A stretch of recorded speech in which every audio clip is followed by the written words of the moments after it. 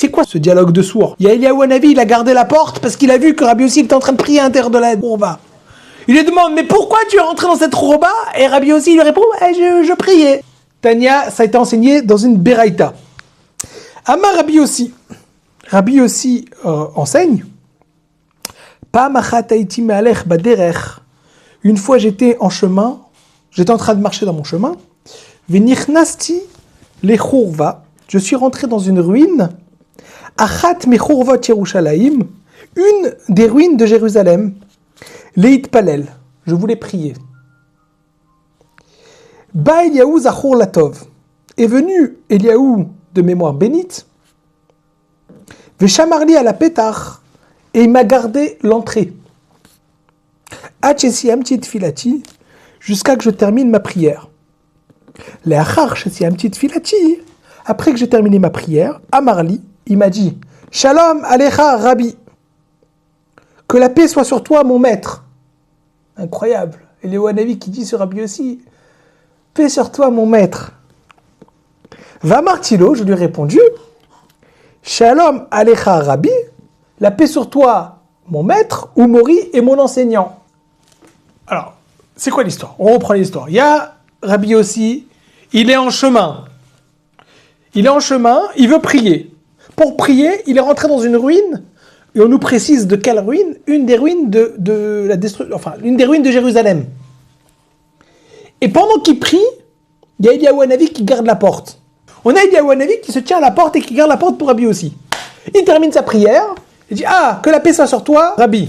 Et Rabbi Yossi lui répond que la paix soit sur toi, mon maître et mon enseignant. Il m'a dit béni, mon fils, mon fils.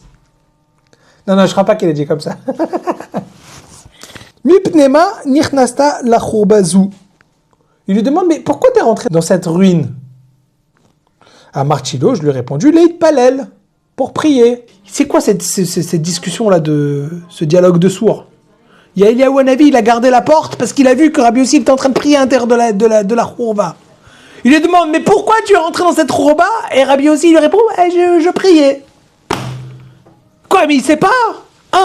Qu'est-ce qu'il lui demande Eliyahu Hanavi? T'as pas vu pourquoi il est rentré dans la rourba? Il est rentré dans la rourba pour prier. Et Rabbi Yossi, t'as bien compris qu'il t'a posé une question. Si t'as posé une question, ne le prends pas pour un khmar. Si t'as posé une question, c'est qu'il veut te demander quelque chose de plus profond. Il sait très bien que t'as prié. Alors pourquoi tu lui réponds, j'ai prié? Mais il sait que t'as prié, il t'a gardé la porte. Rabbi Yossi, il est rentré dans la rourba pour prier. Eliyahu Hanavi s'est rendu compte qu'il y avait Rabbi Yossi qui était dans la rourba pour prier, il lui a gardé la porte. Pourquoi il lui a gardé la porte? Le temps qu'il prie. Il lui demande pourquoi tu es rentré dans la rourba. Il lui répond parce que je voulais prier. Mais on sait très bien que c'est pour ça. C'est quoi ce dialogue de sourds? Qu'est-ce qu'il lui a répondu? Il lui a répondu tu devais prier en chemin. Et après on va voir dans les bas de colle, c'est encore plus explicite. C'est que en réalité quand Rabbi Yossi il est rentré dans la rourba, il n'est pas juste rentré dans la rourba pour se cacher, pour se protéger des passants. Il est rentré dans la rourba pour aller chercher de l'inspiration. Il est rentré dans la rourba pour chercher l'inspiration de là où c'est cassé, là où c'est détruit. Il a vu Jérusalem, il voit Jérusalem qui est cassé. Il rentre dans la rourba, il voit Jérusalem cassé, il va chercher l'inspiration. Qu'est-ce qu'il lui répond, Eliyahu Hanavi? Pourquoi tu es rentré dans la rourba? En gros, il est en train de dire, mais il fallait pas rentrer dans la rourba. Et Rabbi aussi lui répond, je suis rentré dans la rourba pour prier. Qu'est-ce que ça veut dire, je suis rentré dans la rourba pour prier? C'est pas juste parce que je suis rentré dans la rourba, techniquement parlant, pour aller prier. Je suis rentré dans la rourba parce que je pensais que j'allais mieux prier en étant dans la rourba. Je vois qu'est-ce qui est cassé, et il lui répond. Voilà, exactement, c'est ce qu'on va arriver avec la batte colle. Eliyahu Hanavi lui répond, mais non, t'aurais dû prier en marchant. C'est là-bas qu'il faut prier. L'inspiration, il faut que tu la cherches en marchant. Ah, mais en marchant, je suis dérangé. En marchant, je suis dérangé par les passants. Mais t'as rien pigé. Le fait d'être dérangé par les passants, c'est là que tu dois trouver l'inspiration. En étant dérangé. Ah, tu es dérangé par les passants? Fais une prière courte. Mais la prière courte que tu vas être à l'intérieur des passants, dans ton chemin, dans ta vie, dans ta réalité, ça, c'est ça la vraie prière. Allez chercher, je crois que c'est Rav Wolbe qui disait comme ça. J'ai qu'un truc qui est incroyable. C'est quoi prier? Qu'est-ce que ça veut dire prier? Prier, vous regardez Maïmonide, Rambam, il dit c'est quoi prier? Prier, c'est demander ses besoins à Kadosh Baruch Hu. D'accord? Maintenant, il y a un truc qui est incroyable. C'est presque automatique. c'est radical. Vous commencez à vous concentrer pour prier. Paf! La tête, ça part dans tous les sens, chamboulement, le maboule.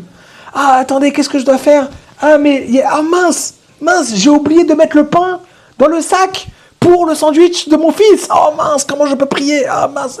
Et vous vous rappelez que... Ah, mais pile aujourd'hui, j'ai un rendez-vous à midi, hyper important. Ah, mince, mais j'étais en train de prier, là. J'étais en train de parler avec Akadosh Baruch Hu et j'étais en train de penser à mon rendez-vous. C'est pas anodin, le fait qu'on a toutes ces pensées. Parce qu'en fait, il faut réussir à exprimer ses besoins à Akadosh Baruch Hu. Mais les besoins, c'est quoi? C'est notre réalité. C'est notre quotidien. Donc en fait, toutes ces pensées qui viennent nous chambouler la tête, c'est de là qu'il faut tirer l'inspiration pour prier à Akadosh Baruch Hu. Le fait qu'on est en train de penser qu'on a un rendez-vous à midi, le fait qu'on est en train de penser qu'il faut mettre le pain à notre fils, c'est là, c'est notre réalité. Notre réalité, c'est à partir de cette réalité qu'on a trouvé l'inspiration pour exprimer nos besoins à Kadosh Baruch Hu.